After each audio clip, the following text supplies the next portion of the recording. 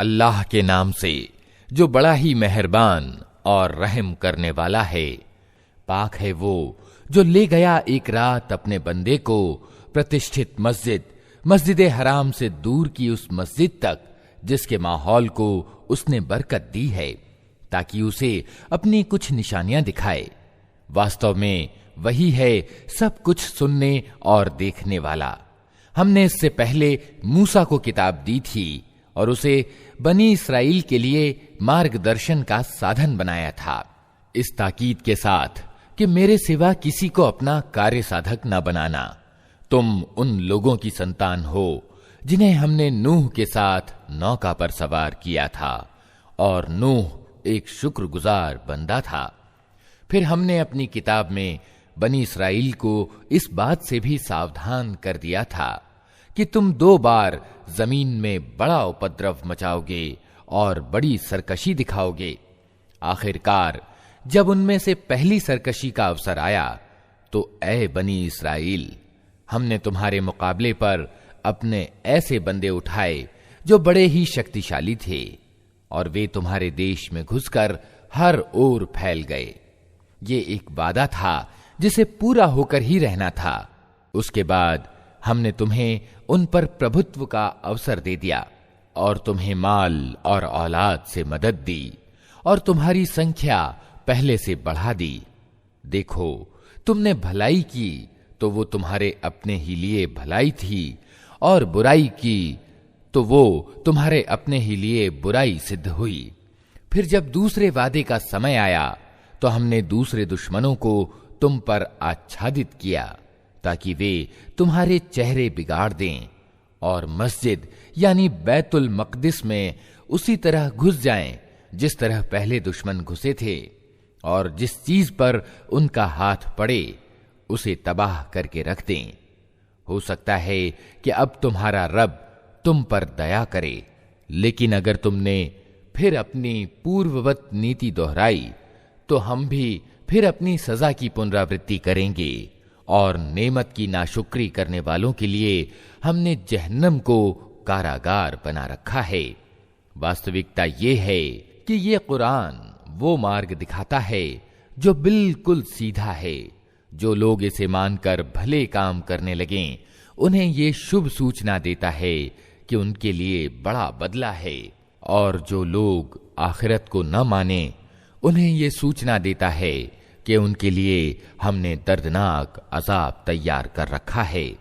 इंसान बुराई उस तरह मांगता है जिस तरह भलाई मांगनी चाहिए। इंसान बड़ा ही उतावला है। देखो, हमने रात और दिन को 2 निशानियां बनाया है।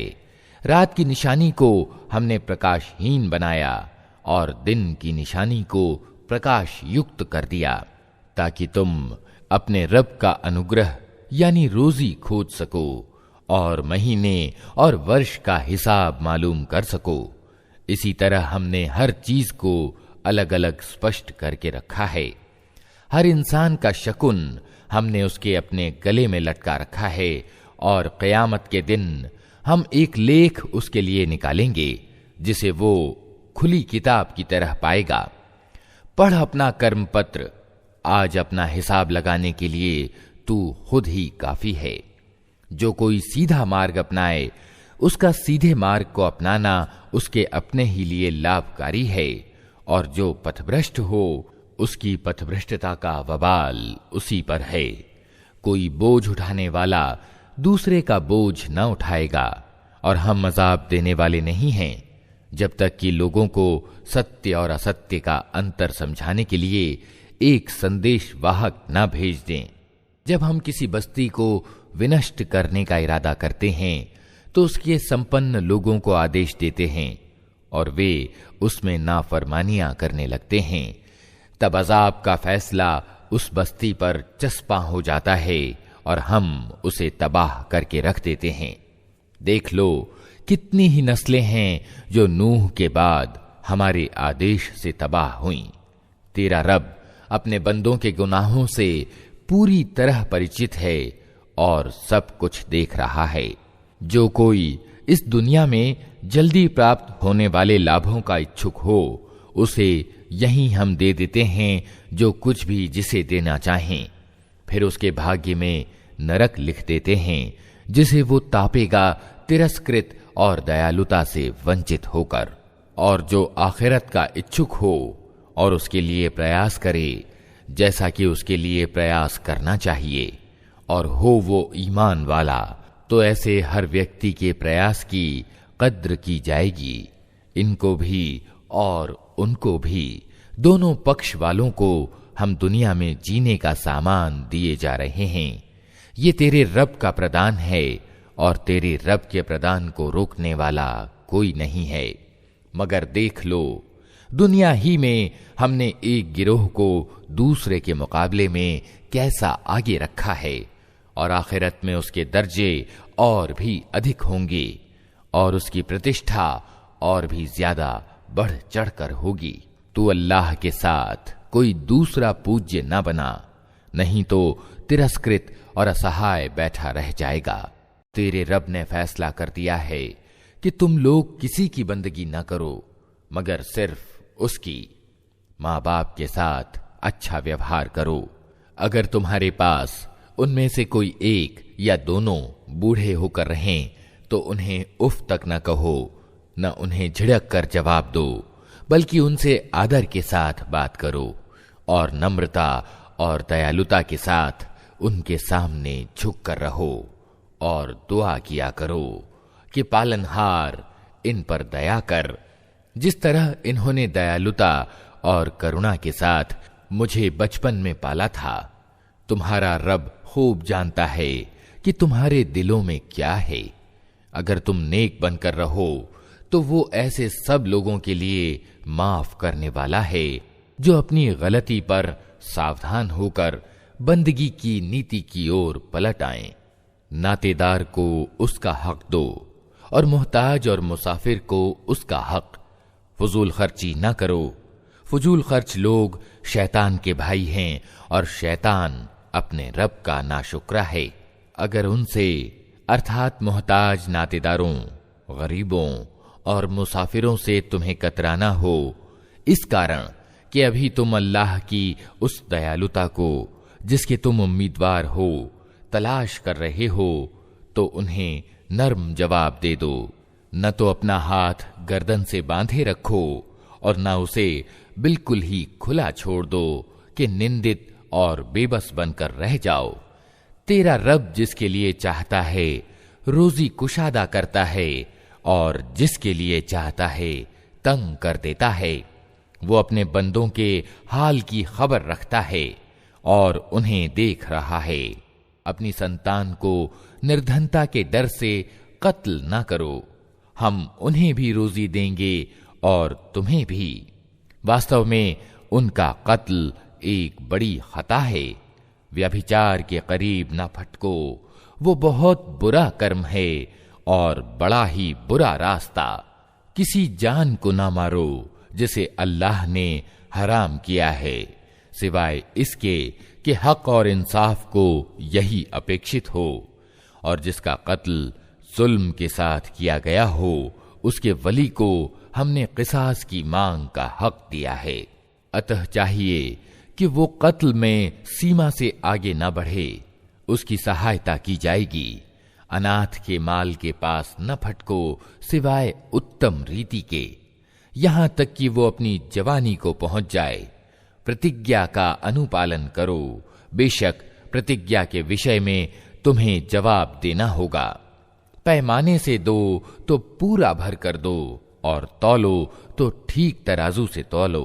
ये अच्छा तरीका है और परिणाम की दृष्टि से भी यही अच्छा है।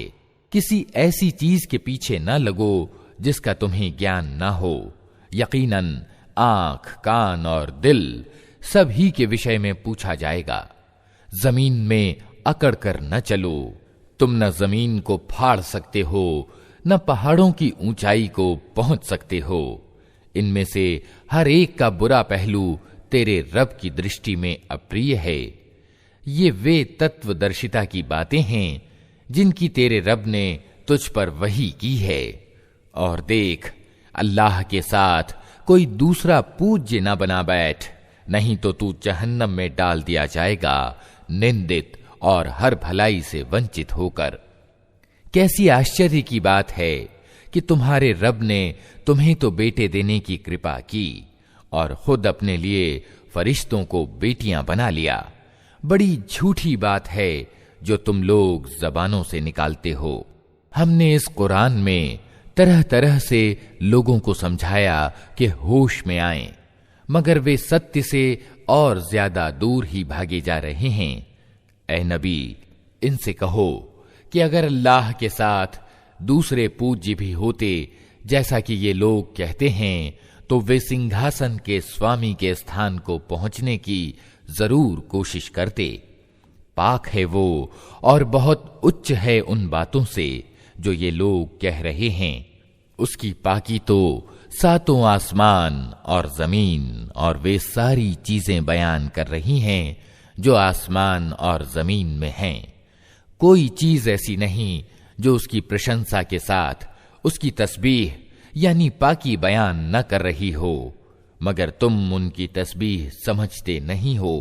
वास्तविकता ये है कि वो बड़ा ही सहनशील और माफ करने वाला है। जब तुम कुरान पढ़ते हो तो हम तुम्हारे और आखिरत पर ईमान न लाने वालों के बीच एक पर्दा डाल देते हैं और उनके दिलों पर ऐसा खोल चढ़ा देते हैं कि वे कुछ नहीं समझते और उनके कानों में बोझ पैदा कर देते हैं। और जब तुम कुरान में अपने एक ही रब की चर्चा करते हो तो वे नफरत से मुंह मोड़ लेते हैं। हमें मालूम है कि जब वे कान लगाकर तुम्हारी बात सुनते हैं तो वास्तव में क्या सुनते हैं, और जब बैठकर आपस में कानाफूसियां करते हैं तो क्या कहते हैं। ये जालिम आपस में कहते हैं कि ये तो जादू का मारा आदमी है जिसके पीछे तुम लोग जा रहे हो। देखो कैसी बातें हैं जो ये लोग तुम पर छांटते हैं। ये भटक गए हैं, इन्हें रास्ता नहीं मिलता। वे कहते हैं जब हम सिर्फ हड्डियां और मिट्टी होकर रह जाएंगे तो क्या हम नए सिरे से पैदा करके उठाए जाएंगे। उनसे कहो तुम पत्थर या लोहा भी हो जाओ या इससे भी ज्यादा कठोर कोई चीज जो तुम्हारे जी में जिंदगी पाने से बहुत दूर हो, फिर भी तुम उठकर रहोगे। वे अवश्य पूछेंगे कौन है वो जो हमें फिर जीवन की ओर पलटा कर लाएगा। जवाब में कहो वही जिसने पहली बार तुमको पैदा किया। वे सिर हिला हिला कर पूछेंगे अच्छा तो ये होगा कब। तुम कहो आश्चर्य क्या कि वो समय निकट ही आ लगा हो जिस दिन वो तुम्हें पुकारेगा, तुम उसकी प्रशंसा करते हुए उसकी पुकार के जवाब में निकल आओगे और तुम्हारा गुमान उस समय ये होगा कि हम बस थोड़ी ही देर इस हालत में पड़े रहे हैं। और ए नबी, मेरे बंदों अर्थात ईमान वाले बंदों से कह दो कि मुंह से वो बात निकाला करें जो उत्तम हो। वास्तव में ये शैतान है जो इंसानों के बीच बिगाड़ पैदा कराने की कोशिश करता है। वास्तव में ये शैतान इंसान का खुला दुश्मन है। तुम्हारा रब तुम्हारे हाल से खूब परिचित है। वो चाहे तो तुम पर दया करे और चाहे तो तुम्हें अजाब दे दे। और ए नबी, हमने तुमको लोगों पर हवालेदार बनाकर नहीं भेजा है। तेरा रब जमीन और आसमानों में रहने वालों को ज्यादा जानता है। हमने कुछ पैगंबरों को कुछ से बढ़कर पद दिए और हमने ही दाऊद को जबूर दी थी। इनसे कहो पुकार देखो उन पूज्यों को जिनको तुम अल्लाह के सिवा अपना कार्य साधक समझते हो। वे किसी तकलीफ को तुमसे न हटा सकते हैं न बदल सकते हैं। जिनको ये लोग पुकारते हैं वे तो खुद अपने रब के पास पहुंच प्राप्त करने का वसीला ढूंढ रहे हैं कि कौन उससे अधिक निकट हो जाए, और वे उसकी दयालुता के उम्मीदवार और उसके अजाब से डरे हुए हैं। वास्तविकता ये है कि तेरे रब का अजाब है ही डरने के योग्य, और कोई बस्ती ऐसी नहीं है जिसे हम क़यामत से पहले विनष्ट न करें या कठोर अजाब न दें। ये ईश्वरीय लेख्य में अंकित है। और हमको निशानियां भेजने से नहीं रोका मगर इस बात ने कि इनसे पहले के लोग उनको झुठला चुके हैं। अतः देख लो, समूद को हमने खुल्लम खुल्ला ऊंटनी लाकर दी और उन्होंने उस पर जुल्म किया। हम निशानियां इसीलिए तो भेजते हैं कि लोग उन्हें देखकर डरें। याद करो ए नबी, हमने तुमसे कह दिया था कि तेरे रब ने इन लोगों को घेर रखा है और ये जो कुछ अभी हमने तुम्हें दिखाया है उसको और उस पेड़ को जिस पर कुरान में लानत की गई है, हमने इन लोगों के लिए बस एक आजमाइश बनाकर रख दिया। हम इन्हें चेतावनी पर चेतावनी दिए जा रहे हैं, मगर हर चेतावनी इनकी सरकशी में अभिवृद्धि किए जाती है। और याद करो, जबकि हमने फरिश्तों से कहा कि आदम को सजदा करो तो सबने सजदा किया, मगर इब्लीस ने न किया। उसने कहा, क्या मैं उसको सजदा करूं जिसे तूने मिट्टी से बनाया है? फिर वो बोला, देखो तो सही, क्या ये इस योग्य था कि तूने इसे मेरे मुकाबले में श्रेष्ठता दी? अगर तू मुझे क़यामत के दिन तक मोहलत दे तो मैं इसकी पूरी नस्ल का उन्मूलन कर डालूं। बस थोड़े ही लोग मुझसे बच सकेंगे। अल्लाह ने कहा, अच्छा तो जा, उनमें से जो भी तेरा अनुसरण करें तुझ सहित उन सब के लिए जहन्नम ही भरपूर बदला है। तू जिसको अपने आमंत्रण से फिसला सकता है फिसला ले, उन पर अपने सवार और पैदल चढ़ा ला।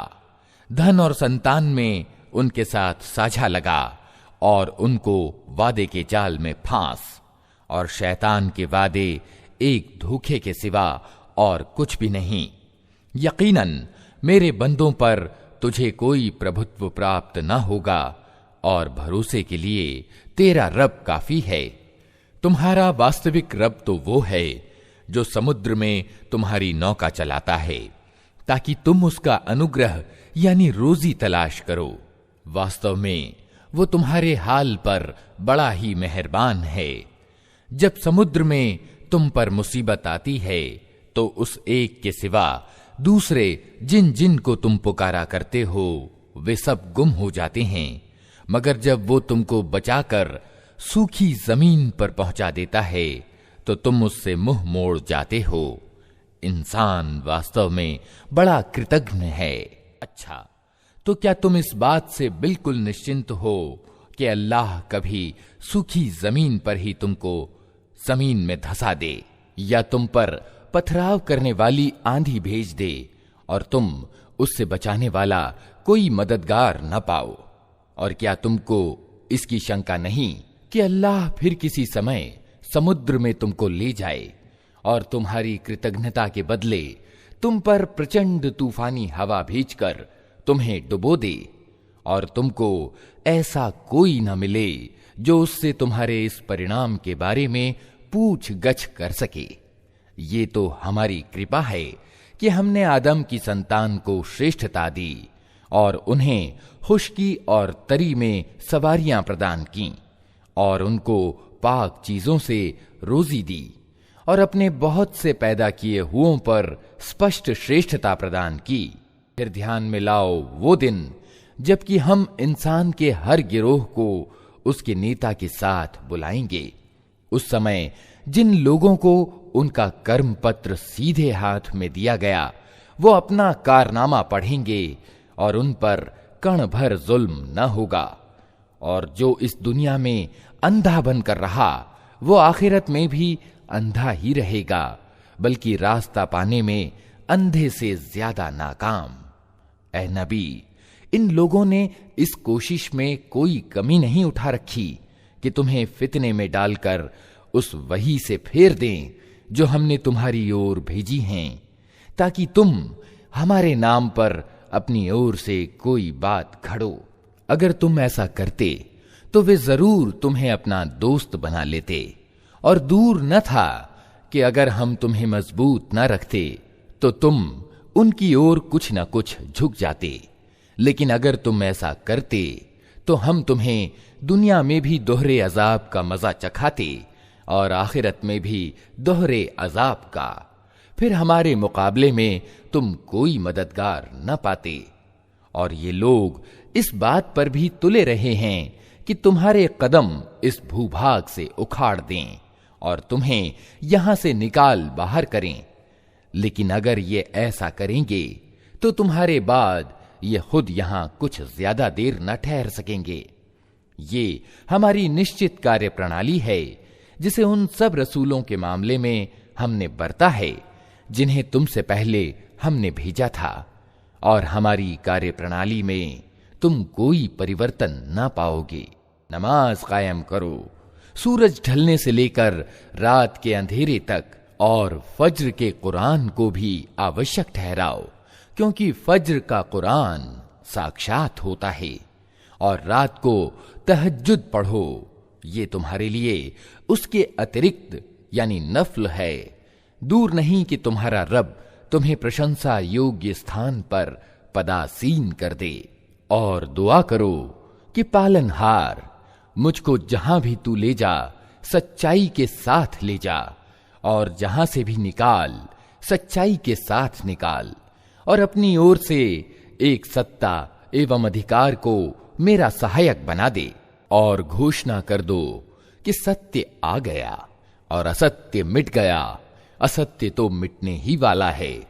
हम इस कुरान के अवतरण क्रम में वो कुछ अवतरित कर रहे हैं जो मानने वालों के लिए तो आरोग्य और दयालुता है, मगर जालिमों के लिए घाटे के सिवा और किसी चीज में अभिवृद्धि नहीं करता। इंसान का हाल ये है कि जब हमारा उस पर कृपादान होता है तो वो ऐंठता और पीठ मोड़ लेता है, और जब तनिक मुसीबत का सामना होता है तो निराश होने लगता है। ऐ नबी, उन लोगों से कह दो कि हर एक अपने तरीके पर चल रहा है। अब ये तुम्हारा रब ही बेहतर जानता है कि सीधे मार्ग पर कौन है। ये लोग तुमसे रूह के विषय में पूछते हैं। कहो, ये रूह मेरे रब के आदेश से आती है, मगर तुम लोगों ने ज्ञान का थोड़ा ही भाग पाया है। और ऐ नबी, हम चाहें तो वो सब कुछ तुमसे छीन लें जो हमने वही के द्वारा तुमको प्रदान किया है। फिर तुम हमारे मुकाबले में कोई हिमायती न पाओगे जो उसे वापस दिला सके। ये तो जो कुछ तुम्हें मिला है तुम्हारे रब की दयालुता से मिला है। वास्तविकता ये है कि उसका अनुग्रह तुम पर बहुत बड़ा है। कह दो कि अगर इंसान और जिन्न सब के सब मिलकर इस कुरान जैसी कोई चीज लाने की कोशिश करें तो न ला सकेंगे, चाहे वे सब एक दूसरे के सहायक ही क्यों न हों। हमने इस कुरान में लोगों को तरह तरह से समझाया, मगर ज्यादातर लोग इनकार ही पर जमे रहे, और उन्होंने कहा, हम तेरी बात न मानेंगे जब तक कि तू हमारे लिए जमीन को फाड़कर एक स्रोत प्रवाहित न कर दे, या तेरे लिए खजूरों और अंगूरों का एक बाग पैदा हो और तू उसमें नहरें प्रवाहित कर दे, या तू आसमान को टुकड़े टुकड़े करके हमारे ऊपर गिरा दे जैसा कि तेरा दावा है, या अल्लाह और फरिश्तों को साक्षात हमारे सामने ले आए, या तेरे लिए सोने का एक घर बन जाए, या तू आसमान पर चढ़ जाए और तेरे चढ़ने का भी हम विश्वास न करेंगे जब तक कि तू हमारे ऊपर एक लेख न उतार लाए जिसे हम पढ़ें।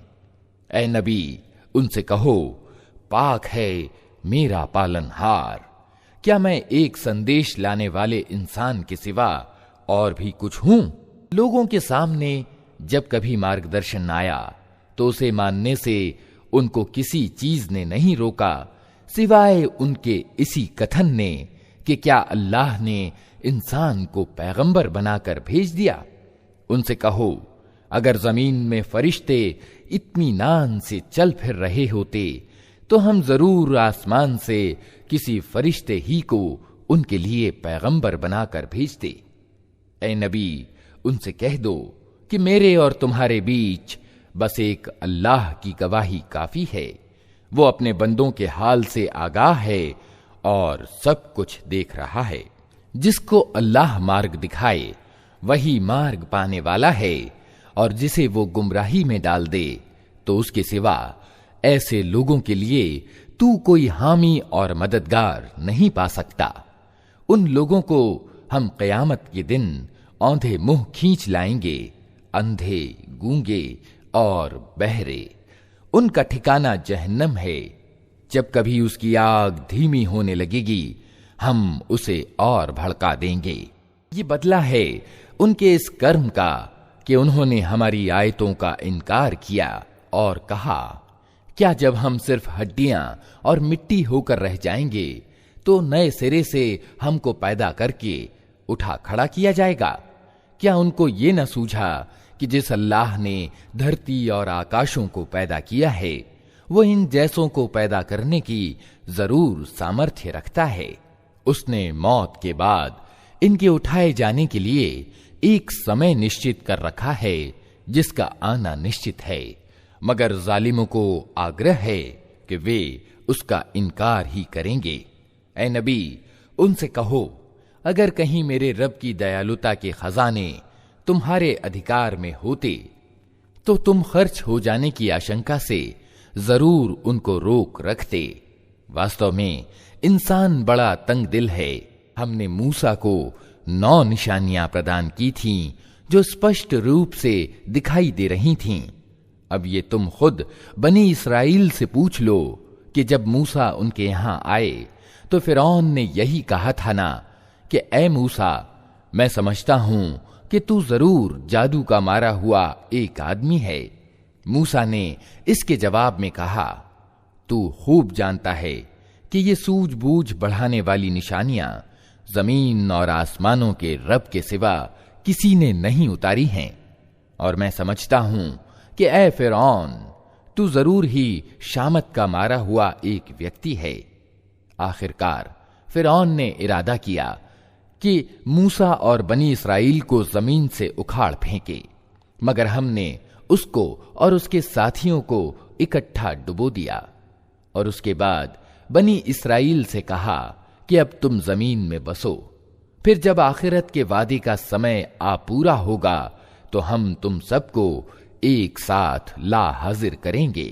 इस कुरान को हमने सत्य के साथ उतारा है और सत्य ही के साथ ये उतरा है।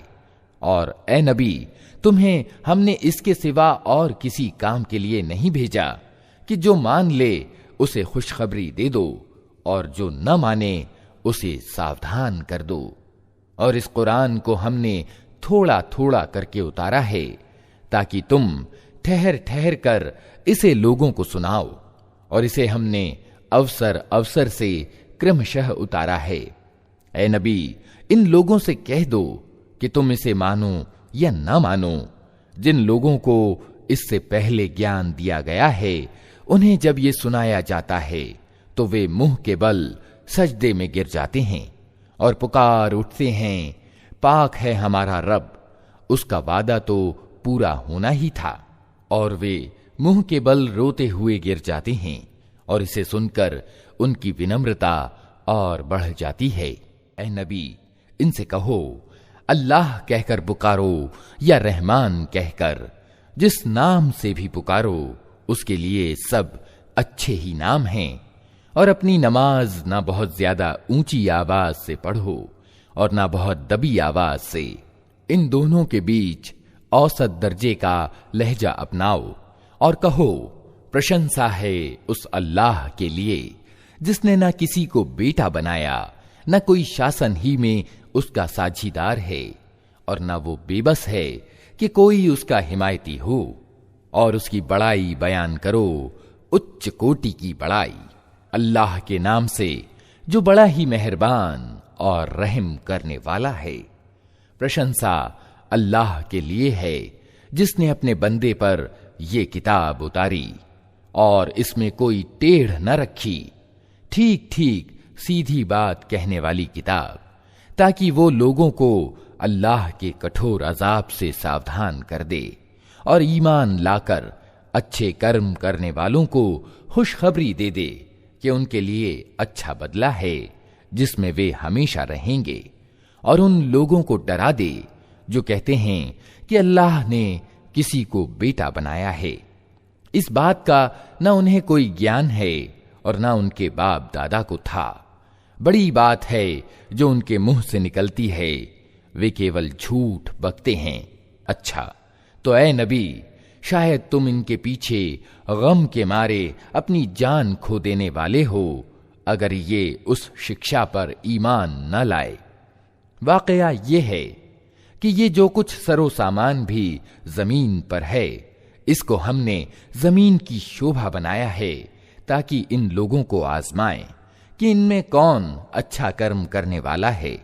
आखिरकार इस सब को हम एक चटियल मैदान बना देने वाले हैं। क्या तुम समझते हो कि गुफा और शिलालेख वाले हमारी कोई बड़ी अनोखी निशानियों में से थे? जब उन कुछ नवयुवकों ने गुफा में पनाह ली और उन्होंने कहा कि ऐ पालनहार, हमको अपनी विशेष दयालुता का पात्र बना और हमारा मामला ठीक कर दे, तो हमने उन्हें उसी गुफा में थपक कर वर्षों के लिए गहरी नींद सुला दिया। फिर हमने उन्हें उठाया ताकि देखें उनके दो गिरोहों में से कौन अपनी ठहरने की अवधि की ठीक गणना करता है। हम उनकी वास्तविक कहानी तुम्हें सुनाते हैं। वे कुछ नवयुवक थे जो अपने रब पर ईमान लाए थे, और हमने उन्हें मार्गदर्शन की दृष्टि से उन्नति प्रदान की थी।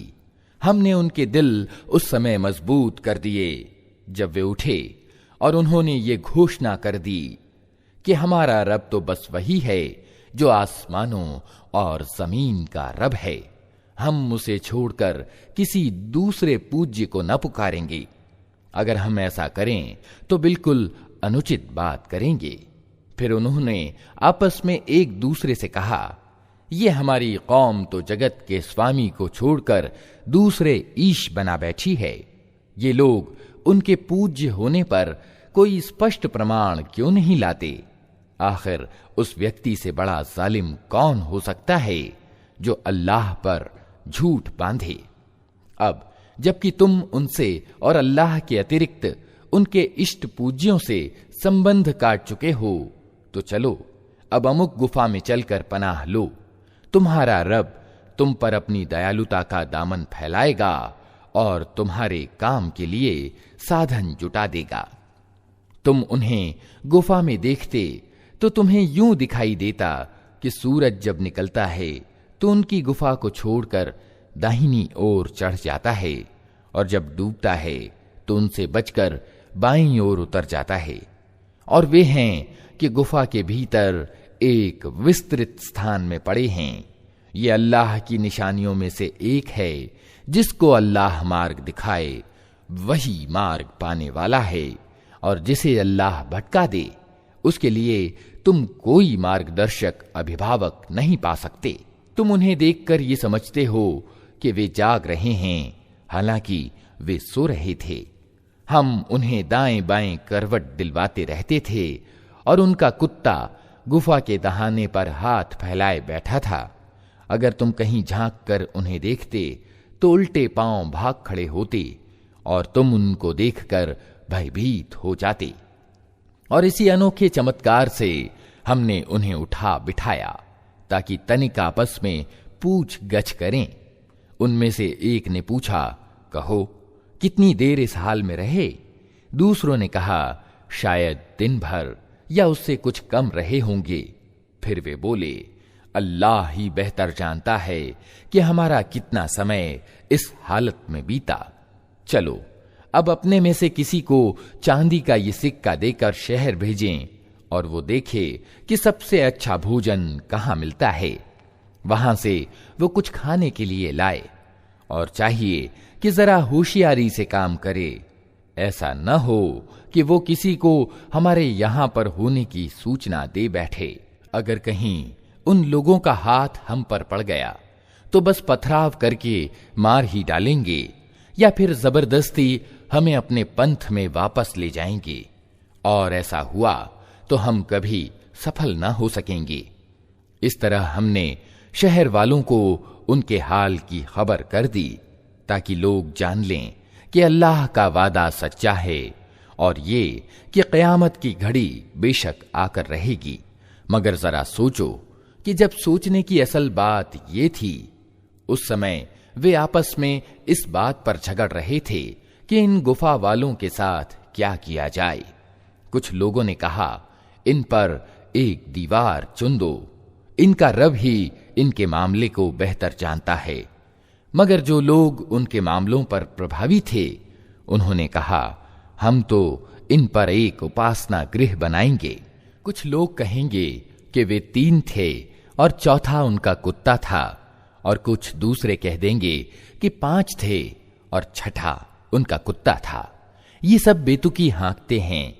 कुछ और लोग कहते हैं कि 7 थे और 8वां उनका कुत्ता था। कहो, मेरा रब ही बेहतर जानता है कि वे कितने थे। कम ही लोग उनकी तादाद ठीक जानते हैं। अतः सरसरी बात से बढ़कर उनकी तादाद के मामले में लोगों से वाद विवाद न करो और न उनके संबंध में किसी से कुछ पूछो। और देखो, किसी चीज के बारे में कभी ये ना कहा करो कि मैं कल ये काम कर दूंगा। तुम कुछ नहीं कर सकते सिवाय इसके कि अल्लाह चाहे।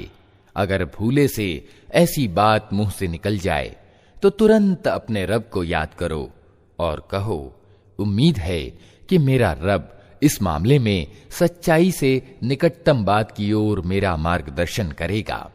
और वे अपनी गुफा में 300 वर्ष रहे, और कुछ लोग अवधि की गणना में 9 वर्ष और बढ़ गए हैं। तुम कहो, अल्लाह उनके ठहरने की अवधि ज्यादा जानता है। आसमानों और जमीन की सब छिपी बातें उसी को मालूम है। क्या खूब है वो देखने वाला और सुनने वाला। जमीन और आसमान के सृष्ट प्राणी आदि की कोई खबर लेने वाला उसके सिवा नहीं, और वो अपनी सत्ता में किसी को साझीदार नहीं बनाता। ऐ नबी, तुम्हारे रब की किताब में से जो कुछ तुम पर प्रकाशना की गई है, उसे ज्यों का त्यों सुना दो। कोई उसके फरमानों को बदल देने का अधिकारी नहीं है, और अगर तुम किसी के लिए उसमें परिवर्तन करोगे तो उससे बचकर भागने के लिए कोई पनाह का ठिकाना न पाओगे। और अपने दिल को उन लोगों के साथ रहने पर संतुष्ट करो जो अपने रब की प्रसन्नता के इच्छुक बनकर सुबह और शाम उसे पुकारते हैं, और उनसे हरगिज निगाह न फेरो। क्या तुम दुनिया की शोभा को पसंद करते हो? किसी ऐसे व्यक्ति का आज्ञा पालन न करो जिसके दिल को हमने अपनी याद से गाफिल कर दिया है, और जो अपनी इच्छा पर चलने और मनमानी करने में लग गया है, और जिसका कार्यकलाप असंतुलित है। स्पष्ट कह दो कि ये सत्य है तुम्हारे रब की ओर से। अब जिसका जी चाहे मान ले और जिसका जी चाहे इनकार कर दे। हमने इनकार करने वाले जालिमों के लिए एक आग तैयार कर रखी है जिसकी लपटें उन्हें घेरे में ले चुकी हैं। वहां अगर वे पानी मांगेंगे तो ऐसे पानी से उनका सत्कार किया जाएगा जो तेल की तलछट जैसा होगा, और उनका मुंह भून डालेगा। बहुत ही बुरा पेय और बहुत बुरा विश्राम स्थल। रहे वे लोग जो मान लें और अच्छे काम करें, तो यकीनन हम सत्कर्मी लोगों का बदला अकारथ नहीं किया करते। उनके लिए सदाबहार जन्नतें हैं जिनके नीचे नहरें बह रही होंगी। वहां वे सोने के कंगनों से आभूषित किए जाएंगे। बारीक और गाढ़े रेशमी हरित कपड़े पहनेंगे और ऊंची मसनदों पर तकिए लगाकर बैठेंगे। बहुत ही अच्छा बदला और उच्च श्रेणी का ठहरने का स्थान। ऐ नबी, इनके सामने एक मिसाल पेश करो। 2 व्यक्ति थे, उनमें से एक को हमने अंगूर के 2 बाग दिए और उनके चारों ओर खजूर के पेड़ों की बाड़ लगाई और उनके बीच खेती की जमीन रखी।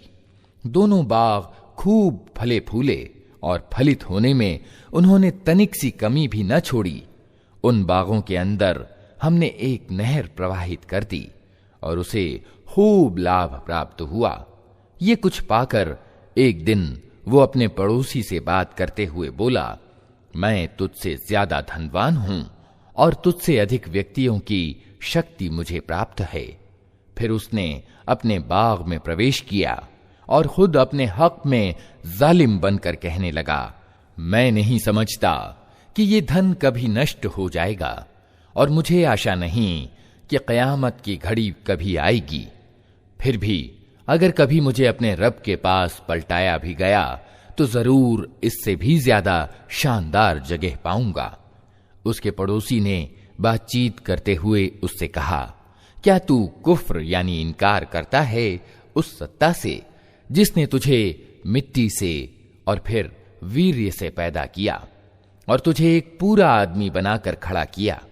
रहा मैं तो मेरा रब तो वही अल्लाह है और मैं उसके साथ किसी को साझीदार नहीं बनाता। और जब तू अपने बाग में प्रवेश कर रहा था तो उस समय तेरी जबान से ये क्यों ना निकला कि जो अल्लाह चाहे, बिना अल्लाह के कोई शक्ति नहीं। अगर तू मुझे धन और संतान में अपने से कम पा रहा है तो बहुत संभव है कि मेरा रब मुझे तेरे बाग से अच्छा प्रदान करे और तेरे बाग पर आसमान से कोई आफत भेज दे जिससे वो साफ मैदान बनकर रह जाए या उसका पानी जमीन में उतर जाए और फिर तू उसे किसी तरह न निकाल सके। आखिरकार हुआ ये कि उसका सारा फल नष्ट हो गया और वो अपने अंगूरों के बाग को टट्टियों पर उल्टा पड़ा देखकर अपनी लगाई हुई लागत पर हाथ मलता रह गया और कहने लगा कि क्या ही अच्छा होता मैंने अपने रब के साथ किसी को साझी न ठहराया होता। न हुआ अल्लाह को छोड़कर उसके पास कोई जत्था कि उसकी मदद करता और न कर सका वो आप ही उस आफत का मुकाबला। उस समय मालूम हुआ कि काम बनाने का सारा अधिकार परम सत्य अल्लाह ही के लिए है। इनाम वही अच्छा है जो वो प्रदान करे और परिणाम वही अच्छा है जो वो दिखाए। और ए नबी, इन्हें दुनिया की जिंदगी की वास्तविकता इस मिसाल से समझाओ कि आज हमने आसमान से पानी बरसा दिया तो जमीन की पौध खूब घनी हो गई और कल वही वनस्पति भुस बनकर रह गई जिसे हवाएं उड़ाए लिए फिरती हैं। अल्लाह को हर चीज पर प्रभुत्व प्राप्त है। ये धन और ये संतान सिर्फ दुनिया की जिंदगी की एक क्षणिक शोभा है। असल में बाकी रह जाने वाली नेकियां ही तेरे रब के यहां परिणाम की दृष्टि से उत्तम हैं और उन्हीं से अच्छी उम्मीदें जोड़ी जा सकती हैं। चिंता उस दिन की होनी चाहिए जबकि हम पहाड़ों को चलाएंगे और तुम जमीन को बिल्कुल नंगी पाओगे और हम सारे इंसानों को इस तरह घेर कर इकट्ठा करेंगे कि अगले पिछलों में से एक भी न छूटेगा और सब के सब तुम्हारे रब के सामने पंक्तियों में पेश किए जाएंगे। लो देख लो, आ गए ना तुम हमारे पास उसी प्रकार जैसा हमने तुमको पहली बार पैदा किया था। तुमने तो ये समझा था कि हमने तुम्हारे लिए कोई वादे का समय निश्चित ही नहीं किया है और कर्म पत्र सामने रख दिया जाएगा। उस समय तुम देखोगे कि अपराधी लोग अपनी जिंदगी की किताब में अंकित बातों से डर रहे होंगे और कह रहे होंगे कि हाय हमारा दुर्भाग्य, ये कैसी किताब है कि हमारी कोई छोटी बड़ी हरकत ऐसी नहीं रही जो इसमें अंकित न हो गई हो। जो जो कुछ उन्होंने किया था वो सब अपने सामने मौजूद पाएंगे और तेरा रब किसी पर तनिक जुल्म न करेगा।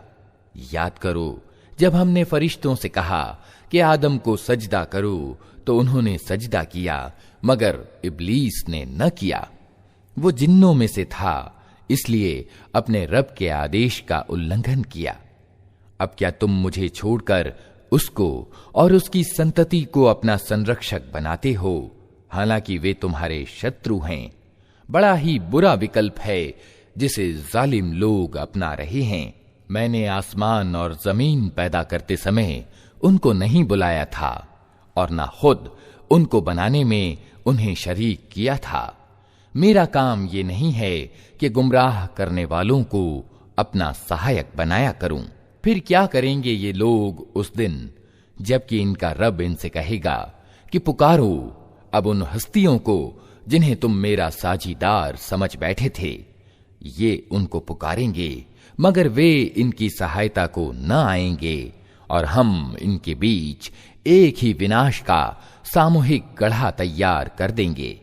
सारे अपराधी उस दिन आग देखेंगे और समझ लेंगे कि अब उन्हें उसमें गिरना है और वे उससे बचने के लिए कोई पनाह का ठिकाना न पाएंगे। हमने इस कुरान में लोगों को तरह तरह से समझाया मगर इंसान बड़ा ही झगड़ालू सिद्ध हुआ है। उनके सामने जब मार्गदर्शन आया तो उसे मानने और अपने रब के सामने माफी चाहने से आखिर उनको किस चीज ने रोक दिया? इसके सिवा और कुछ नहीं कि वे इंतजार में हैं कि उनके साथ भी वही कुछ हो जो पिछली कौमों के साथ हो चुका है, या ये कि वे अजाब को सामने आते देख लें। रसूलों को हम इस काम के सिवा किसी और उद्देश्य के लिए नहीं भेजते कि वे शुभ सूचना और चेतावनी देने का काम कर दें, मगर अधर्मियों का हाल ये है कि वे असत्य के हथियार लेकर सत्य को नीचा दिखाने की कोशिश करते हैं और उन्होंने मेरी आयतों को और उन चेतावनियों को जो उन्हें दी गईं मजाक बना लिया है। और उस व्यक्ति से बढ़कर जालिम और कौन है जिसे उसके रब की आयतें सुनाकर नसीहत की जाए और वो उनसे मुंह फेरे और उस बुरे परिणाम को भूल जाए जिसका सामान उसने अपने लिए खुद अपने हाथों किया है। जिन लोगों ने ये नीति अपनाई है उनके दिलों पर हमने गिलाफ चढ़ा दिए हैं जो उन्हें कुरान की बात नहीं समझने देते और उनके कानों में हमने बोझ पैदा कर दिया है। तुम उन्हें मार की ओर कितना ही बुलाओ, वे इस हालत में कभी मार्ग ना पाएंगे। तेरा रब बड़ा माफ करने वाला और दयावान है। वो इनकी करतूतों पर इन्हें पकड़ना चाहता तो जल्दी ही अजाब भेज देता, मगर इनके लिए वादे का एक समय निश्चित है और उससे बचकर भाग निकलने का ये कोई मार्ग न पाएंगे। ये अजाब की लपेट में आने वाली बस्तियां तुम्हारे सामने मौजूद हैं। उन्होंने जब जुल्म किया तो हमने उन्हें तबाह कर दिया और उनमें से हर एक के विनाश के लिए हमने समय निश्चित कर रखा था। तनिक इनको वो घटना सुनाओ जो मूसा के साथ घटी थी, जबकि मूसा ने अपने सेवक से कहा था कि मैं अपनी यात्रा समाप्त न करूंगा जब तक कि दोनों दरियाओं के संगम पर न पहुंच जाऊं, नहीं तो मैं एक लंबे समय तक चलता ही रहूंगा। तो जब वे उनके संगम पर पहुंचे तो अपनी मछली से गाफिल हो गए और वो निकलकर इस तरह दरिया में चली गई जैसे कि कोई सुरंग लगी हो। आगे जाकर मूसा ने अपने सेवक से कहा, लाओ हमारा नाश्ता, आज की यात्रा में तो हम बुरी तरह थक गए हैं। सेवक ने कहा, आपने देखा ये क्या हुआ? जब हम उस चट्टान के पास ठहरे हुए थे उस समय मुझे मछली का ध्यान न रहा और शैतान ने मुझको ऐसा गाफिल कर दिया कि मैं उसके बारे में आपसे बताना भूल गया। मछली तो अजीब ढंग से निकलकर दरिया में चली गई। मूसा ने कहा, इसी की तो हमें तलाश थी। अतएव वे दोनों अपने पदचिन्हों पर फिर वापस हुए और वहां उन्होंने हमारे बंदों में से एक बंदे को पाया जिसे हमने अपनी दयालुता प्रदान की थी और अपनी ओर से एक विशेष ज्ञान प्रदान किया था। मूसा ने उससे कहा, क्या मैं आपके साथ रह सकता हूं ताकि आप मुझे भी उस ज्ञान की शिक्षा दें जो आपको सिखाया गया है? उसने जवाब दिया, आप मेरे साथ सब्र नहीं कर सकते और जिस चीज की आपको खबर ना हो आखिर आप उस पर सब्र कर भी कैसे सकते हैं? मूसा ने कहा, अगर अल्लाह ने चाहा तो आप मुझे सब्र करने वाला पाएंगे और मैं किसी मामले में आपकी नाफरमानी न करूंगा। उसने कहा, अच्छा, अगर आप मेरे साथ चलते हैं तो मुझसे कोई बात न पूछें जब तक मैं खुद उसको आपसे बयान न करूं। अब वे दोनों चले, यहां तक कि वे एक नौका में सवार हो गए तो उस व्यक्ति ने नौका में शिगाफ यानी दरार डाल दिया। मूसा ने कहा, आपने इसमें शिगाफ डाल दिया ताकि सब नौका वालों को डुबो दें? ये तो आपने एक सख्त हरकत कर डाली। उसने कहा, मैंने तुमसे कहा न था कि तुम मेरे साथ सब्र नहीं कर सकते। मूसा ने कहा, भूल चूक पर मुझे ना पकड़िए, मेरे मामले में आप जरा सख्ती से काम न लें। अब वे दोनों चले, यहां तक कि उनको एक लड़का मिला और उस व्यक्ति ने उसको मार डाला। मूसा ने कहा, आपने एक निर्दोष की जान ले ली, हालांकि उसने किसी की हत्या न की थी। ये काम तो आपने बहुत ही बुरा किया।